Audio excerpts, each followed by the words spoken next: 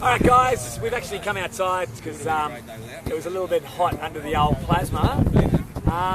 And as I was leaving, sorry, your name again? Chris Valley. Okay, Chris Valley. Chris had an interesting experience as he headed off last night. He made the mistake of travelling down to King's Cross, where he was greeted with a little surprise. So he's got a story to tell you. I just thought he'd like to share it with the world. Well, so after meeting some kind folk who shared with me their herbal medicine, and so I had some lovely stuff on me, and then I left here, got the train back. I had no idea that there was a war on poor people here, where the police go through train stations with drug sniffer dogs, but of course they don't go through taxi cabs or things that rich people take. You don't see them outside the casino, do you? Yeah. So they were actually waiting at the top of the escalators, and it was unavoidable. You came off the train, you were just delivered straight into them. I'd be like walking backwards down the escalator. I tried. Get home away. I don't want to go up there. I've changed my mind. I want to go back on the train.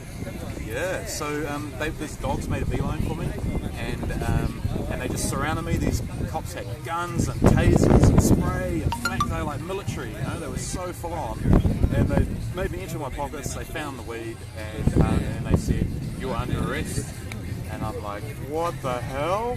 And then he goes, "Oh, but it's not the end of the world. You probably qualify for a caution." And he got on this thing and he checked that I had no criminal record and everything.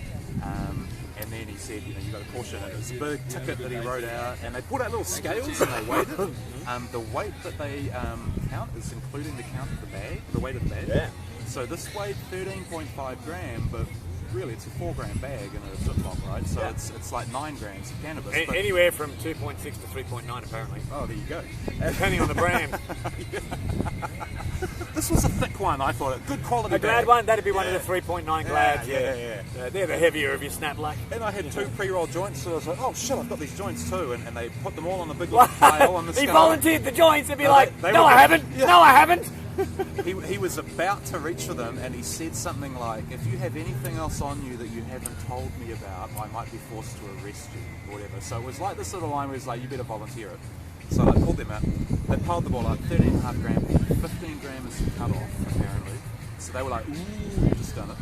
But this was some really I'd be nice like, herb. "Can you just rip the fucking top bit of the plastic back off?" Yeah. That's the heavy bit. But gosh, it was nice herb. Fortunately, I had got to smoke a little bit of it, because if I hadn't, I would have been over that 15 grams. Wait a minute, didn't they give it back? No.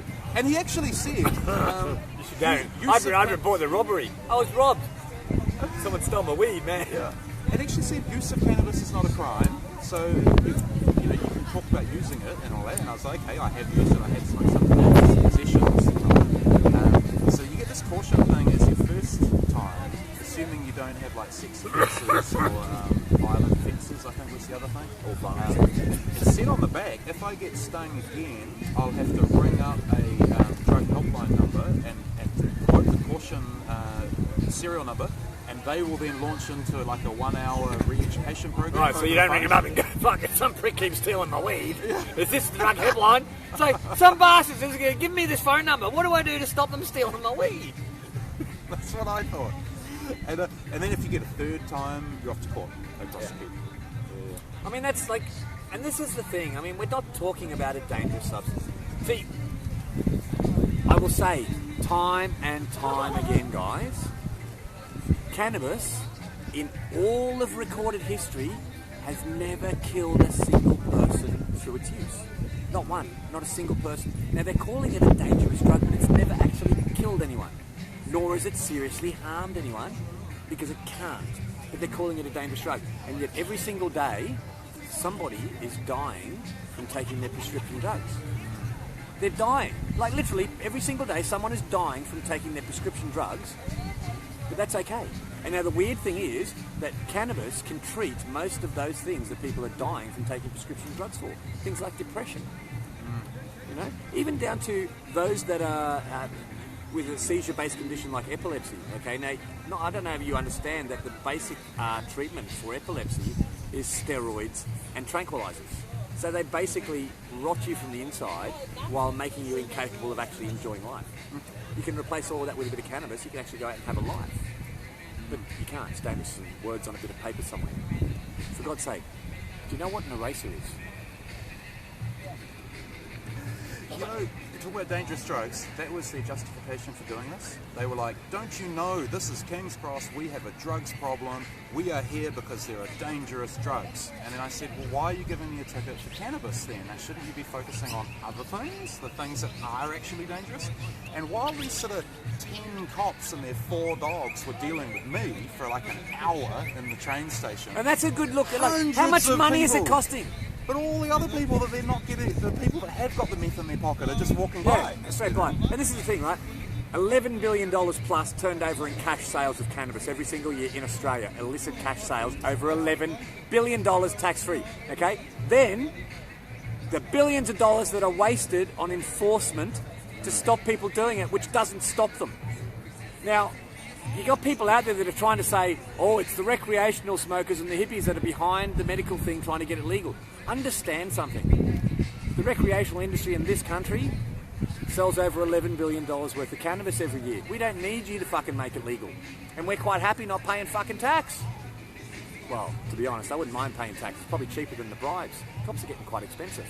The thing is, we're not asking for it to be legal because we want it to be able to have a smoke. The business, the industry, it exists all around you. I've smoked for 36 years and it's not difficult to get, okay?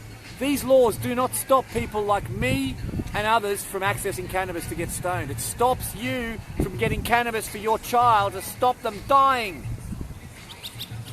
Get rid of the laws because that's where the harm is. Get an industry that's providing jobs into the economy. Get some responsible people getting this shit done.